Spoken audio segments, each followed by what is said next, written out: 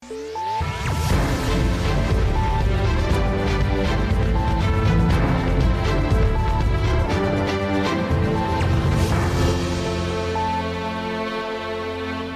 वालेकुम। प्रोग्राम खबर और तज्जिया में खुशामदीद। मैं सना नकवी। प्रोग्राम में मेरे साथ मौजूद हैं मुज़म्मिल सरवरदी साहब। मुज़म्मिल साहब, बहुत शुक्रिया आपका। सबसे पहले नाज़रीन, बात इस्लामाबाद हाई कोर्ट ने PTI चेयरमैन इमरान खान के एक्स अकाउंट को बंद करने की दरख्वास्त 4 नवंबर को समाअत के लिए मुकर्रर कर दी है।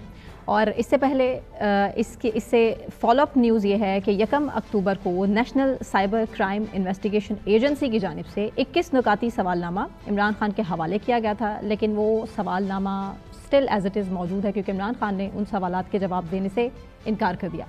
मुज़म्मिल साहब, अब केस की समाअत होने जा रही है। एक्स अकाउंट आपको क्या लगता है बड़ा जल्दी अनकरीब हम देखेंगे कि बंद हो रहा है इमरान खान साहब का? देखिए, इससे पहले ना एक इस्लामाबाद हाई कोर्ट के सिंगल बेंच ने एक फैसला दिया था जिसमें उन्होंने कहा था कि किसी भी कैदी को सियासी गुफ्तगू करने की इजाजत है और वो पॉलिटिकल गुफ्तगू कर सकता है। इससे पहले जेल रूल्स में ये था कि कैदी सियासी गुफ्तगू नहीं कर सकते थे। जो रूल नवाज शरीफ, शहबाज शरीफ, आसिफ जरदारी, फरियाल तालपुर सब पर इमरान खान के दौर में लागू था और वो जेल में बैठकर सियासी गुफ्तगू या सियासी बयान नहीं दे सकते थे। लेकिन इमरान खान के लिए इस्लामाबाद हाई कोर्ट के सिंगल बेंच ने एक फैसला दिया जिसमें ये इजाजत हुई। अब उसके ऊपर पंजाब हुकूमत ने अपील की थी और अब एक लार्जर बेंच ने यह फैसला दे दिया है कि सियासी गुफ्तगू नहीं हो सकती।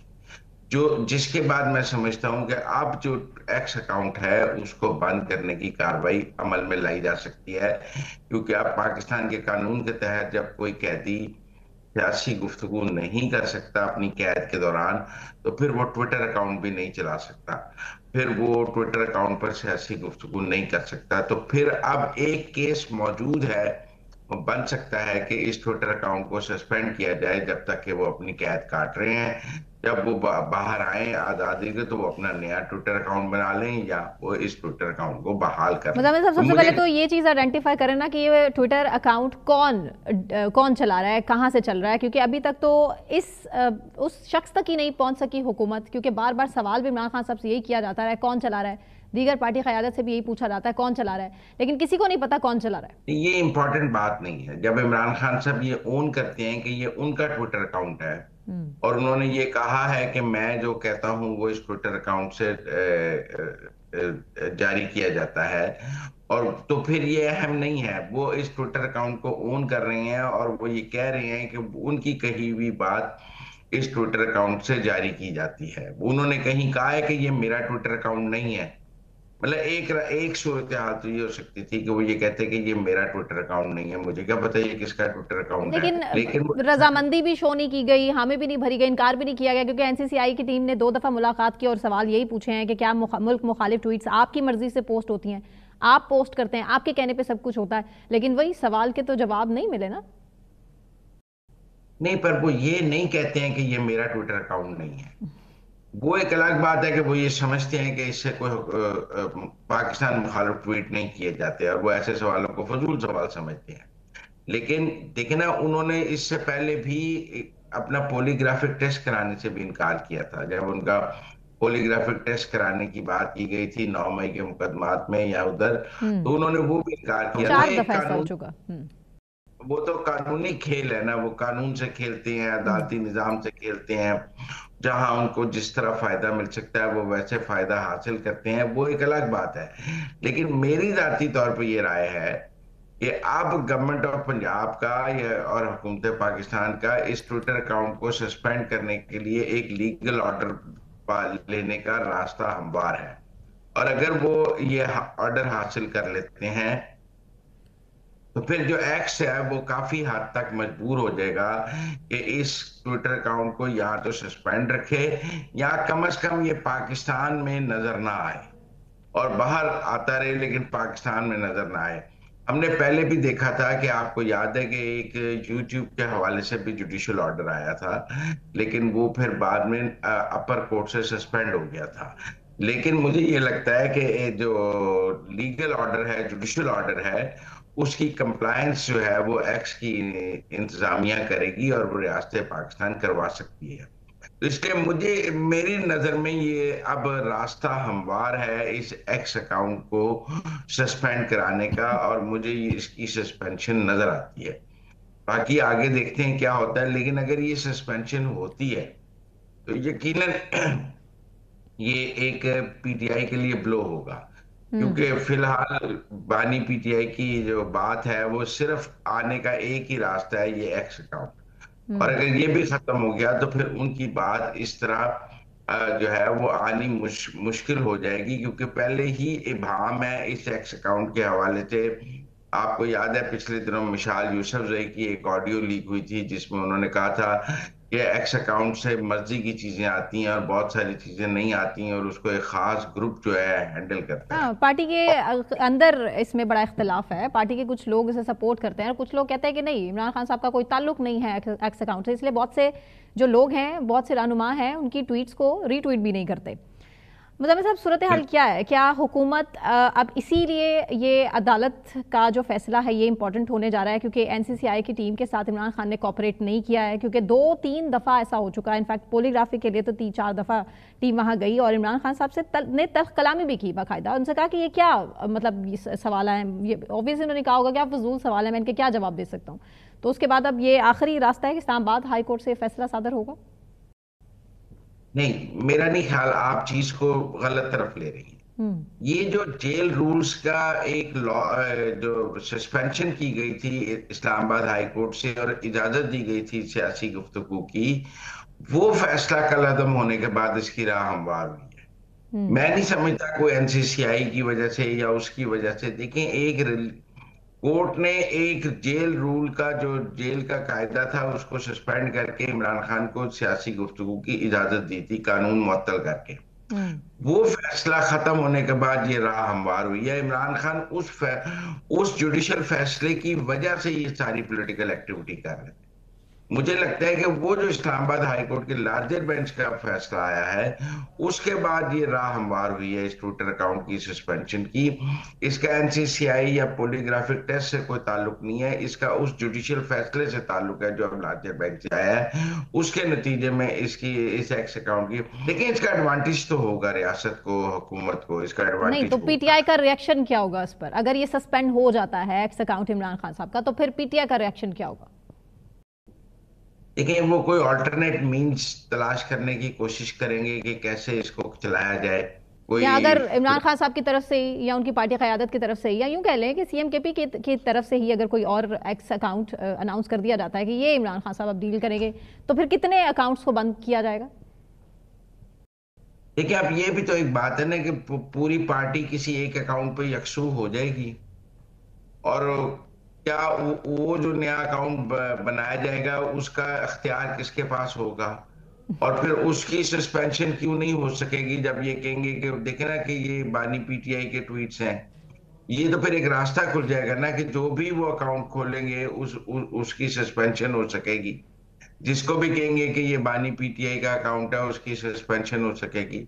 इसलिए मेरा ख्याल है मुश्किल हो जाएगा। पहले ही बहुत कंट्रोवर्सी है और कहा जाता है कि हलीमा खान ग्रुप जो है उसने इमरान खान के ट्विटर अकाउंट को यरगमाल बनाया हुआ है। और कहा जाता है कि देखिए ना, पिछले दिनों सलमान अकरम राजा की तारीफ का एक ट्वीट हुआ इमरान खान के ट्विटर हैंडल से, हम्म। जिसमें सलमान अकरम राजा के किरदार की बहुत तारीफ की गई। हम्म। आपको पता है सबने उसी पे एतराज किया कि इमरान खान ने तो बहुत सारे लोगों की तारीफ की, लेकिन ट्वीट सिर्फ सलमान अकरम राजा का हुआ, बाकी लोगों का ट्वीट में जिक्र नहीं हुआ, क्योंकि ट्विटर का कंट्रोल जो है वो अलीमा खान ग्रुप के पास है। और उन्होंने बाहर जो जो लोग भी बाहर से ऑपरेट कर रहे हैं वो अलीमा खान के कहने पे सारा ट्वीट्स करते हैं। तो इसलिए मेरे ख्याल में पार्टी का कंसेंसस भी एक नए अकाउंट पे होना बड़ा मुश्किल हो जाएगा, और लोगों का एक नए अकाउंट को फॉलो करना भी उस तादाद में मुश्किल हो जाएगा। तो ये इतना आसान नहीं है। आप जिन लोगों के अकाउंट सस्पेंड हुए हैं, बड़ी बड़ी रीच वाले, उन्होंने जब नए अकाउंट बनाए हैं तो उन्हें दोबारा उतनी रीच नहीं मिली है, और लोग फिर इसको बहुत हमने देखा है, रिग्रेट करते हैं कि मेरा पहला अकाउंट जो है वो खत्म हो गया है। नए अकाउंट को वहां तक पहुंचाना एक काम होगा। इसलिए मैं नहीं आपकी इस थ्योरी से एग्री करता कि नया बनेगा तो अगले दिन सारे उसको फॉलो करने लग जाएंगे, नहीं, मुश्किल सोशल हो जाता मीडिया पे तो बड़ा मुश्किल है ना, सोशल मीडिया पे तो बहुत मुश्किल है। इससे पहले भी हमने देखा कि तरीके इंसाफ के सोशल मीडिया अकाउंट्स पर बैन करने के बाद और पाबंदियां लगाने के बावजूद हम उस तरह से नहीं उनको कंट्रोल कर सके। और बात जहां तक आपने अलीमा खान की है, उनके मोबाइल्स को भी चेक किया जा चुका है बकौल उनके, कि किसी तरह से कनेक्शन को आइडेंटिफाई किया जाए या ये ढूंढने की कोशिश की जाए कि कहीं वो कनेक्टेड है या नहीं है। मतलब साहब, मुराद सईद साहब के हवाले से भी कुछ लोग बात करते हैं कि हो सकता है कि एक्स अकाउंट उनकी तरफ से इस्तेमाल किया जा रहा है। नहीं, मैं नहीं समझता कि मुराद सईद के पास होगा। ये सबको पता है कि बाहर जिब्रान के पास है, जिब्रान इलियास के पास है। आप चीजों को इबहम में ना लाएं, एवरीबडी इज क्लियर कि ये जिब्रान के पास है। और जिब्रान अलीमा खान से इंस्ट्रक्शंस लेते हैं, ये बड़ा क्लियर है इस बारे में। और अब तो व्हाट्सएप कॉल, सिग्नल की कॉल, इतने कॉल करने के इतने नहीं तो वो मेथड्स हैं। सबूत सामने क्यों नहीं आ सकते क्या हुकूमत की सबूत तरफ आना से है इसमें? कोई उनका एफिडेविट आना फोन। है आपके?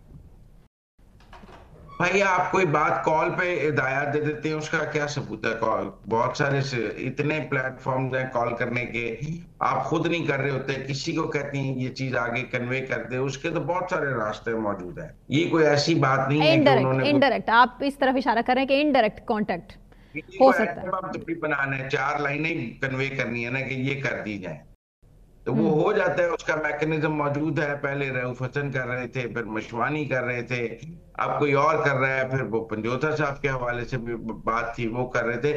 तो मुख्तलिफ दौर में मुख्तलिफ लोग इस काम के लिए इस्तेमाल होते रहे हैं और फिर उनकी ड्यूटीज बदलती भी रही हैं, लेकिन ओवरऑल कंट्रोल अलीमा खान का कहते हैं ज्यादा है। और क्योंकि आपको पता है गंडापुर को भी इस ट्विटर अकाउंट पे बहुत एतराजात हैं, हम्म और जो पार्टी की सीनियर लीडरशिप है उसको भी इस एक्स अकाउंट की लैंग्वेज पे बहुत एतराजात हैं। बहुत अली सारे मोहम्मद खान सीनियर साहब ने भी क्लियर किया था इस बात में।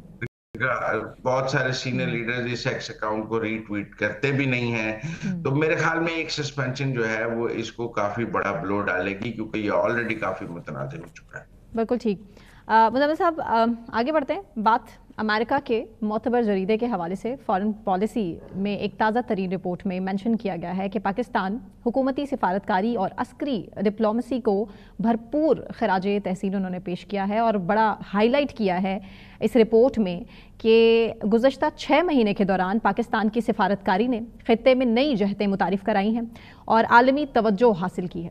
और ये तो मुसलसल हम भी हर प्रोग्राम में ऑलमोस्ट बात करते आए हैं कि पाकिस्तान इस टाइम लाइमलाइट पर, which is very good.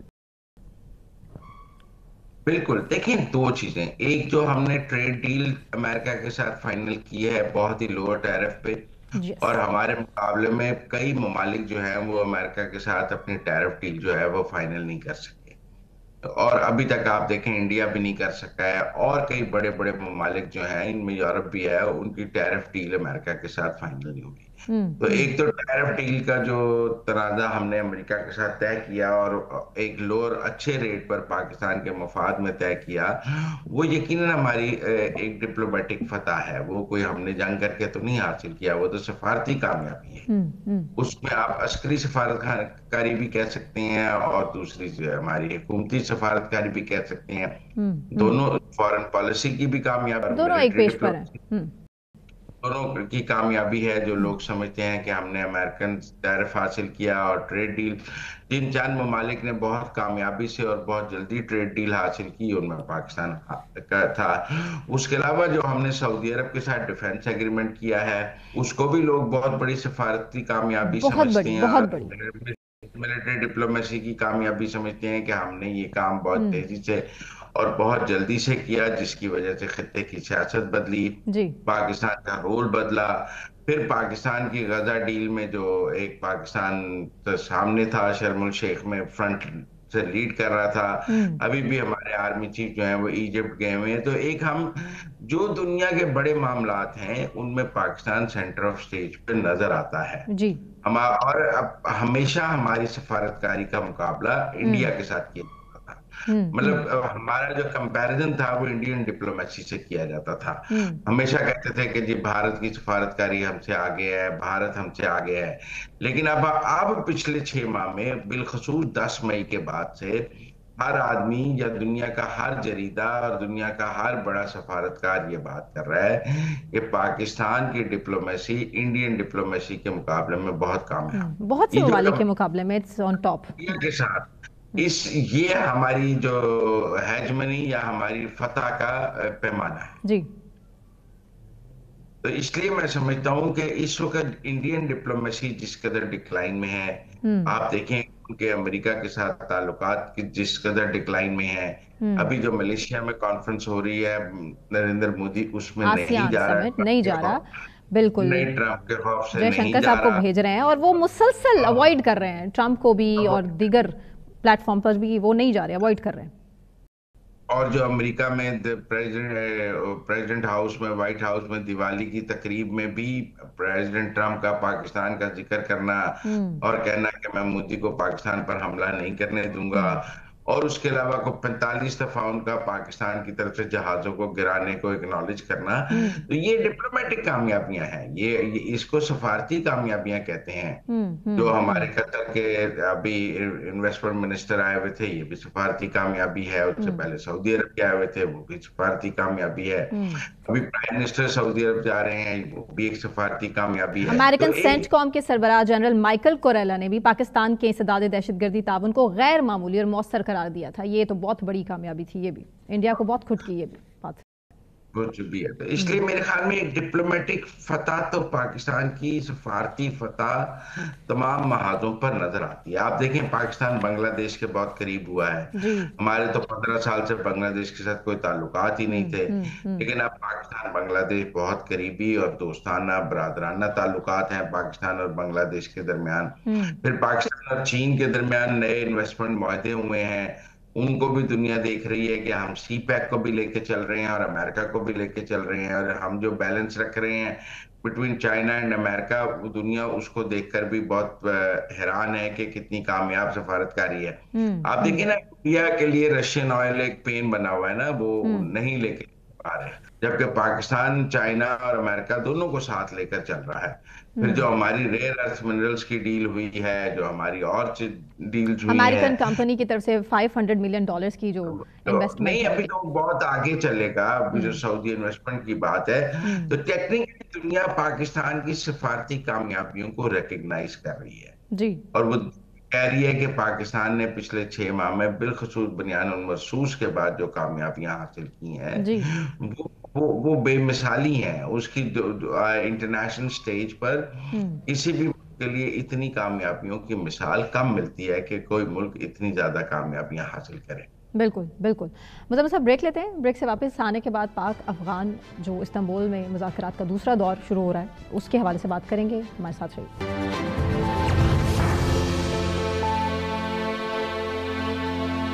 Welcome back नाज़रीन। पाकिस्तान और अफगानिस्तान के दरमियान जो मुज़ाकरात हैं, उसका दूसरा दौर इस्तांबुल में शुरू हो चुका है। इस्तांबुल में हो रहा है, गारंटीज़ दी जाएंगी, दोनों तरफ से बातचीत होगी। पहले भी पहला दौर जंगबंदी पर में तोसी पर जो है वो ख़त्म हुआ, और अब आज दूसरा दौर है। देखना यह है कि होगा क्या क्या क्या हम फैसले लिए जाएंगे। और 13 दिन हो चुके हैं अब तक, जबकि चमन, खैबर, जनूबी और शुमाली वज़ीरिस्तान, ज़िला कुरम के सरहदी रास्ते मुसलसल बंद हैं। और इसी पर बात करेंगे। मुज़म्मिल साहब हमारे साथ मौजूद है, जबकि ब्रिगेडियर रिटायर मसूद खान साहब हैं, उन्होंने में ज्वाइन किया, डिफेंस एनालिस्ट है। मसूद साहब, आपके वक्त का बहुत शुक्रिया। मसूद साहब, सूरत हाल हमारे सामने है, भारत खित्ते में अमन कायम करने ना हो सके इसके लिए भरपूर कोशिश करेगा, लेकिन दूसरी तरफ कतर और दूसरी तरफ तुर्किया, दोनों की तरफ से आपको क्या लगता है गारंटीज़ दी जाएंगी और दोनों ममालिक के दरमियान सुलह रह सके, अमन रह सके? इस हवाले से अफगानिस्तान का किरदार क्या होगा? What do you think? हाँ, देखिए, शुक्रिया, और बहुत इम्पोर्टेंट है। और इसमें हम देखेंगे, क्योंकि इसमें जो पाकिस्तान की रिक्वायरमेंट है वो तुर्किया और कतर की गारंटीज हैं इसमें जो आप देंगे। और स्पेशली जो आज मुज़ाकरात शुरू हुए हैं, इसमें मैकेनिज्म उन्होंने तय करना है और एक बड़ा खतोखाल बनाना है। इसमें जॉइंट फ्रेमवर्क उन्होंने बनाना है, उन्होंने क्या करना है, टेंशन को उन्होंने ईज करना है, और ये इंश्योर करना है कि अफगानिस्तान से क्रॉस बॉर्डर टेररिज्म न हो। ये तो मेन चीज़ है। लेकिन इसमें देखें कि अफगानिस्तान के अंदर ऐसे एलिमेंट्स हैं, वो कभी इसको सक्सेसफुल होना नहीं देंगे, और दे विल, उनकी स्टिल कोशिश होगी प्रॉक्सीज के जरिए।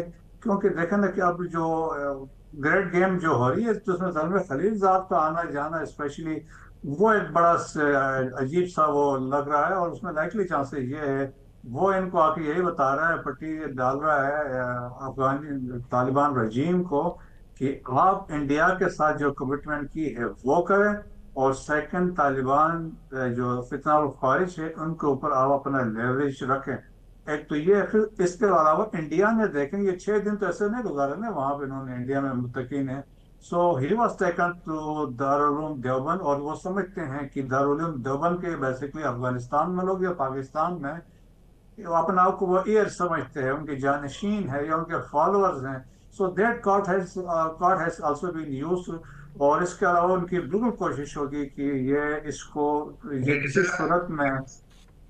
ब्रिगेडियर साहब, एक सूरत हाल तो सिक्योरिटी की है, टेररिज्म की है, फितना खारिज की है, फितरत हिंदुस्तान की है, लेकिन नई सूरत हाल तो पानी की है ना। देखें, $3 बिलियन जो वो डैम बनाने लगे हैं दरिया काबुल पे और उस पर, यस। वो तो पाकिस्तान का पानी रोकने लगे हैं।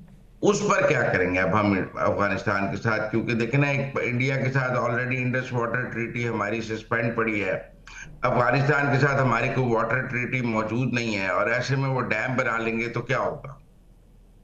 जी हाँ, देखें मुजम्मिल साहब, ये एक मिसकंसेप्शन है। जो अभी रेफर करते हैं कुन river, it is basically Chitral river. ये चतराल के ग्लेशियर से आता है, ऊपर चतराल से आता है लोअर चतराल, लोअर चतराल से फिर सब्सिक्वेंटली ये इंटर होता है in the Kunar province of Afghanistan.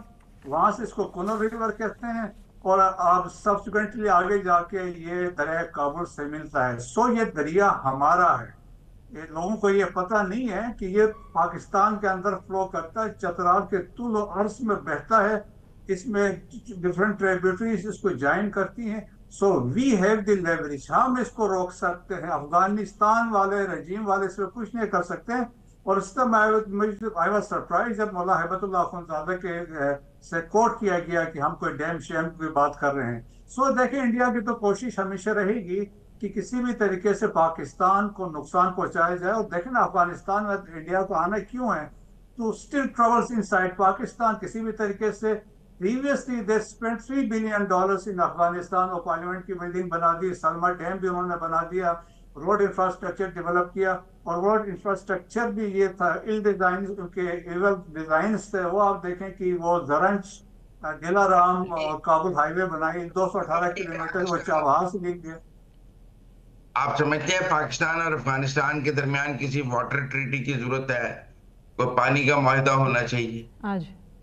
देखिए, एज सच तो कोई नहीं है। अगर वो चाहते हैं तो इंटरनेशनली ये हो सकता है, क्योंकि जो हम रिसोर्स हमारे पास है और पानी हमारे चतराल से गुजरता है, तो अगर उनका फायदा है। देखा ना, Afghanistan is dependent on Pakistan, we are not dependent on Afghanistan.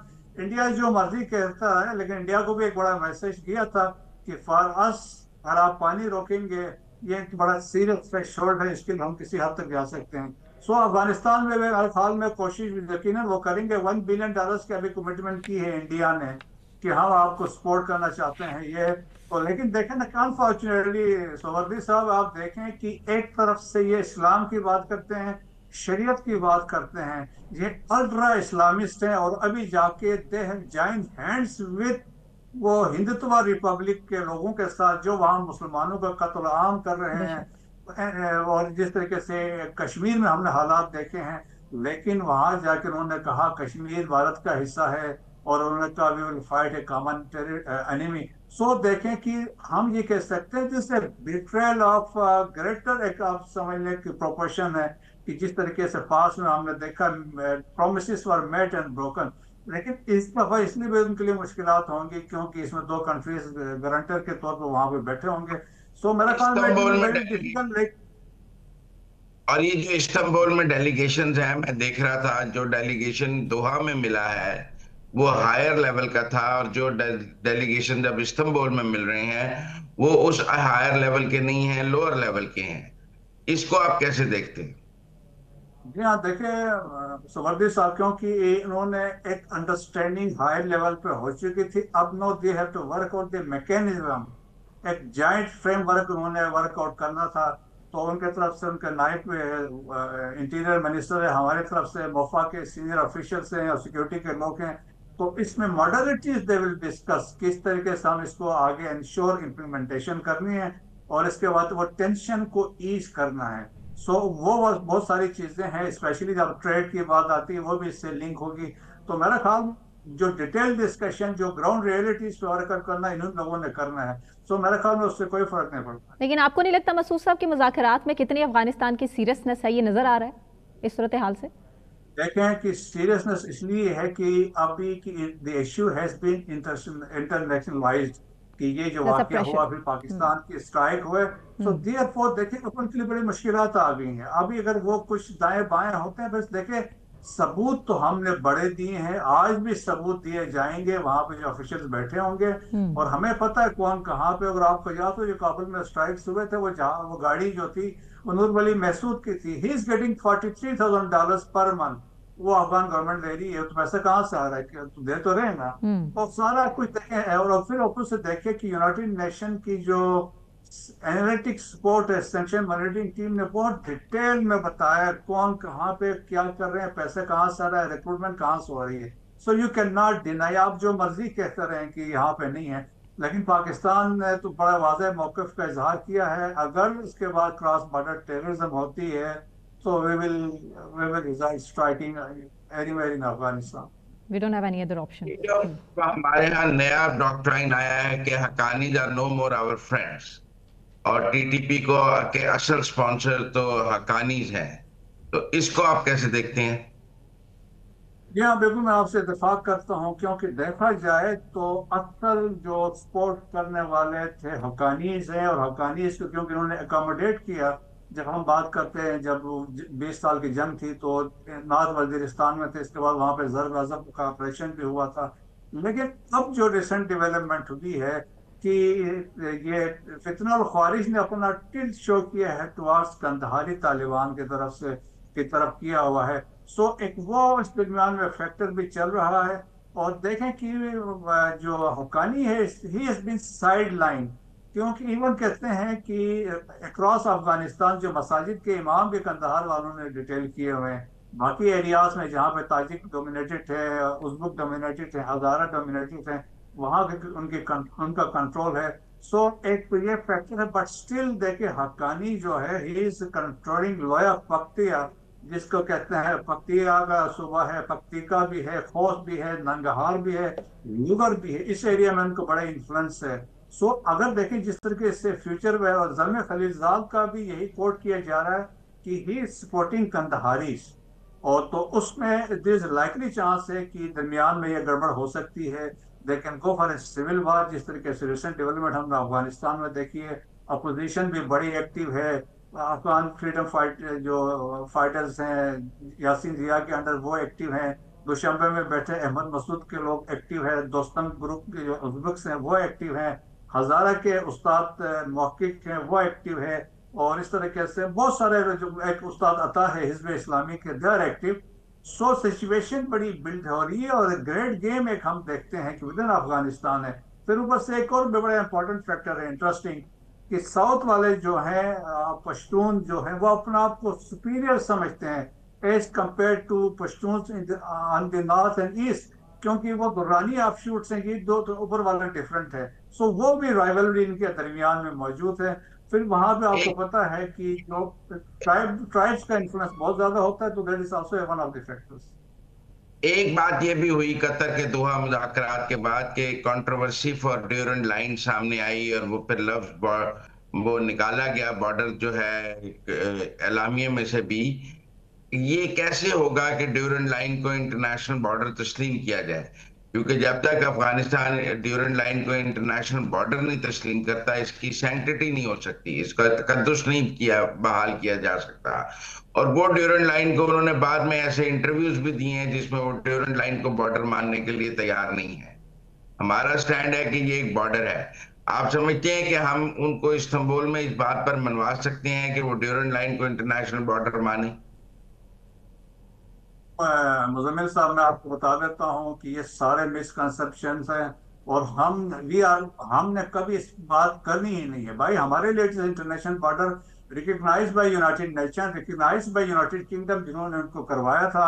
Entire जो दुनिया है इसको इंटरनेशनल बॉर्डर मानती है। चंद अफगानों के कहने से हम उनसे बैठकर डिस्कस नहीं करेंगे। देखें ना, 1893 में इट वाज साइन बिटवीन अमीर अब्दुलरहमान और ब्रिटिश इंडिया के जो ड्यूरेंट थे उनके दरमियान में, और ये डिमार्केट हुआ तो इट टुक अनदर 1896 में जाके फाइनलाइज हुई, क्योंकि वाखान कॉरिडोर वाज क्रिएटेड। एक बफर बनाना था वहां पे जो गिलगित बल्तिस्तान के साथ लगता है। इसके बाद जब ये साइन हुआ तो वेरी नेक्स्ट डे एक कहते हैं ना लॉय जरगा बुलाया अमीर अब्दुलरहमान ने, और उन्होंने कहा हमने ये किया। That was celebrated across Afghanistan, और अफगानिस्तान में सब्सिक्वेंट हुकूमतों ने किसी ने एतराज नहीं किया। जो फर्स्ट एम्बेसडर था पाकिस्तान जो आया शाह वली, और वो अंकल था जहीर शाह का, तो उसने ये कहा कि आज से पाकिस्तान और अफगानिस्तान के दरमियान देयर इज नो डिस्प्यूट। अगर कोई डिस्प्यूट था that has been settled, so we should never use this word Durand line.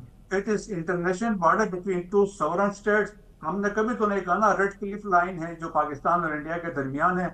देखेंगे एक प्रोपेगेंडा के टूल के तौर पे और एक नैरेटिव के तौर पे इसको इस्तेमाल किया जा रहा है। It is the international border between to states. अगर पश्तूनों की बात करते हैं, पश्तून यहाँ 4.5 करोड़ है, अफगानिस्तान में 1.5 करोड़ है, उनको तो आके हमारे साथ मिलना चाहिए। वो 1.5 करोड़ कैसे क्लेम करते हैं? अगर आप देखें, अगर इस चीज पे स्टैंड लिया जाए कि किसी जमाने में दिस पार्ट जो थे that was part of Afghanistan, 18वीं सदी से पहले तो अफगानिस्तान में तो मुख्तलिफ कौमें यहाँ पे रूल कर रहे थे। मुगलों ने यहाँ हुकूमत की है, सफवीज ने यहाँ पे हुकूमत की है, सीथियंस यहाँ पे थे, और इसके बाद मंगोल्स यहाँ पे थे, मुगल्स यहाँ पे थे, अशोका इसने यहाँ पे कंट्रोल किया है, चंद्रगुप्त मौर्य ने यहाँ पे कंट्रोल किया है। अगर इस तरह जाएंगे तो यहाँ तो अफगानिस्तान का नक्शा ही नहीं होगा। मेरे ख्याल में दीज आर फॉल्स नैरेटिव्स हैं, कहानियां हैं, लोगों को इन्फ्लुएंस करने के लिए, सेंटिमेंट्स को बाय करने के लिए सारा शोशा।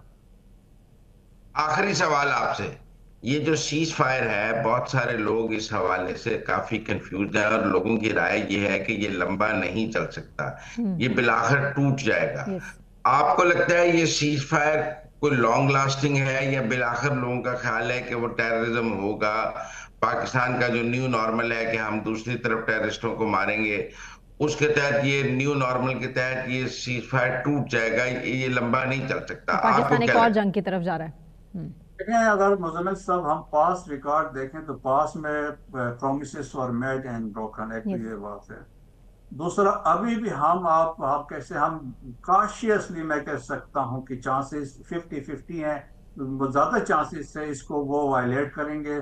Still they will underhand support करेंगे फितनाउल ख्वारिज, फितनाउल हिंदुस्तान को, और खुद नहीं कहेंगे कोई रोग एलिमेंट है या किसी ने फैसिलिटेट किया।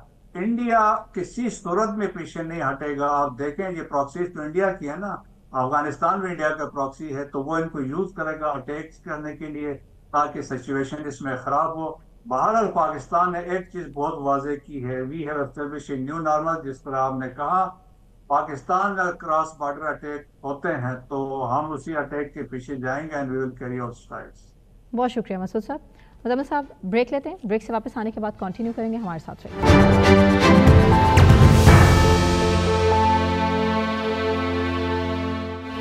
नाज़रीन, वज़ीर-ए-आज़म शहबाज शरीफ ने क्लियर किया है कि बलूचिस्तान पाकिस्तान का रकबे के लिहाज से सबसे बड़ा सूबा है और बलूचिस्तान को तरक्की में बराबर शरीक करना होगा क्योंकि तमाम सूबे एक ख़ानदान हैं। मुजम्मिल साहब, आपको नहीं लगता कि अगर ऐसा हो जाए तो सूबे के लोगों की महरूमियाँ, वहाँ के मसाइल और आधे से ज़्यादा दहशतगर्दी खुद ब खुद हल हो जाए?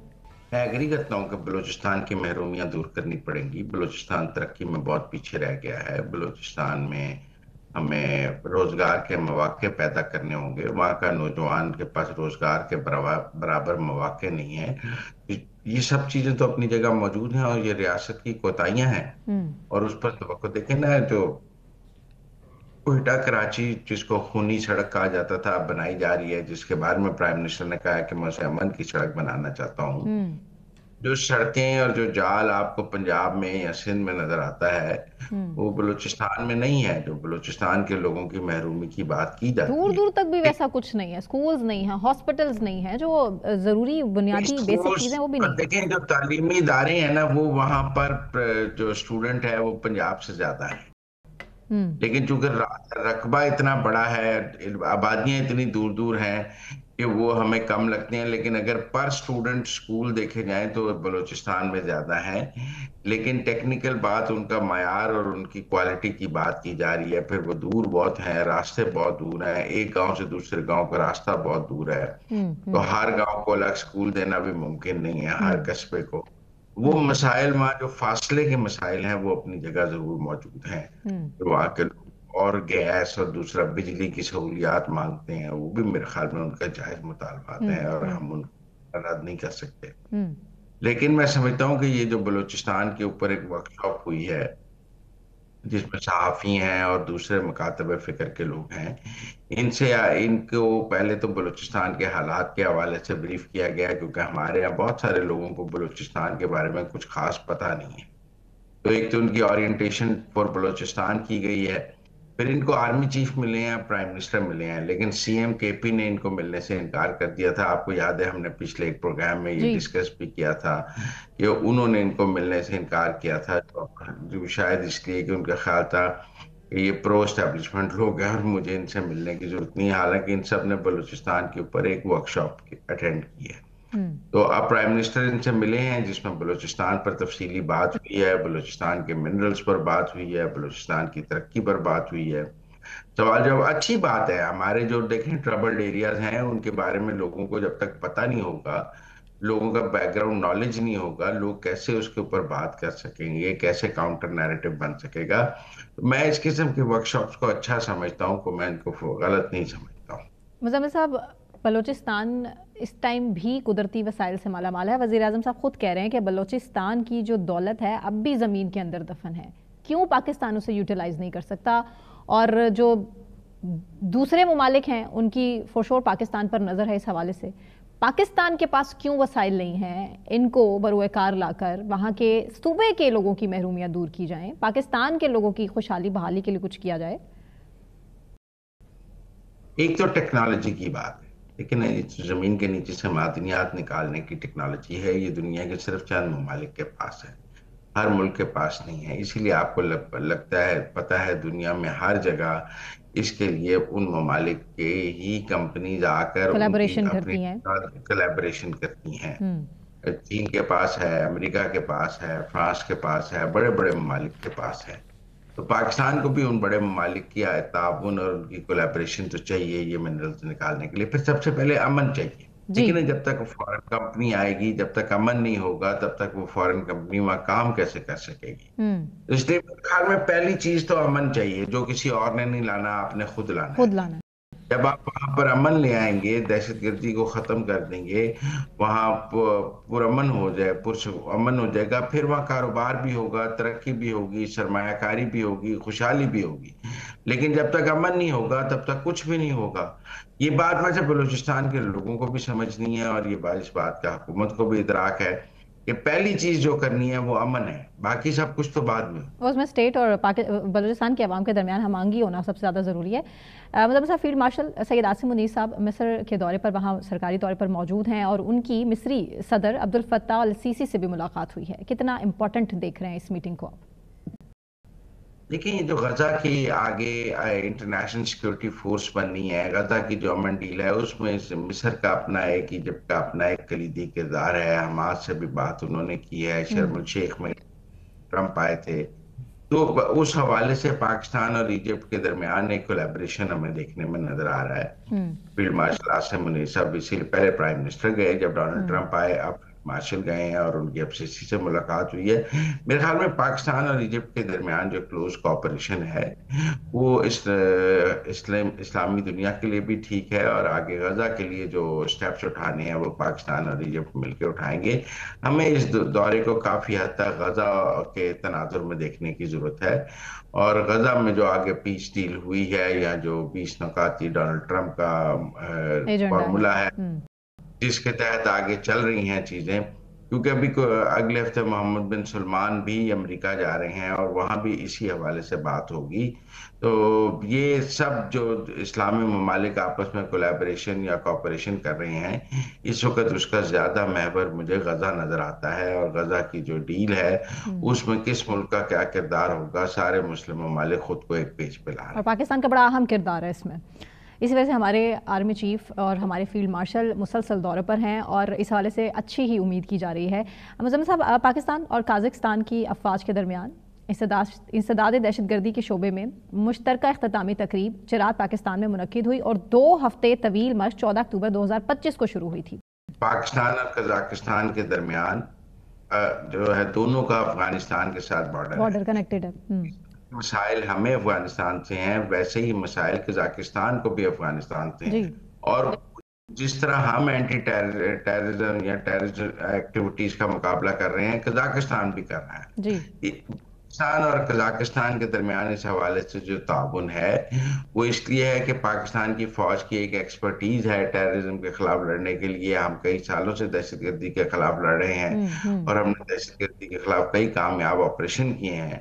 तो इसीलिए कजाकिस्तान की फौज ने हमसे ट्रेनिंग ली है। लेकिन मैं समझता हूँ कि ये कोलैबोरेशन अफगानिस्तान के लिए भी एक पैगाम है कि अफगानिस्तान के जितने हमसाए हैं वो उसकी दहशतगर्दी से तंग है और उस दहशतगर्दी से निपटने के लिए आपस में ताउन भी कर रहे हैं।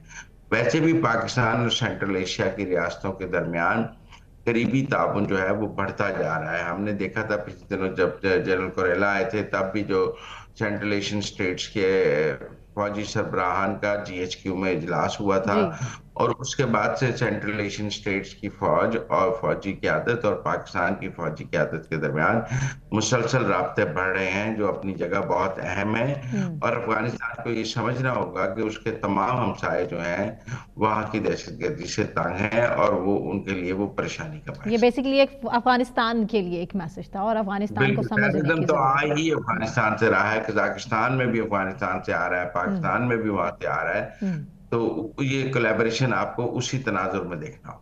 बिल्कुल ठीक। बहुत शुक्रिया मुज़म्मिल साहब। इसी के साथ नाज़रीन, मुझे सना नकवी को इजाज़त दीजिए। अपना बहुत ख्याल रखिए।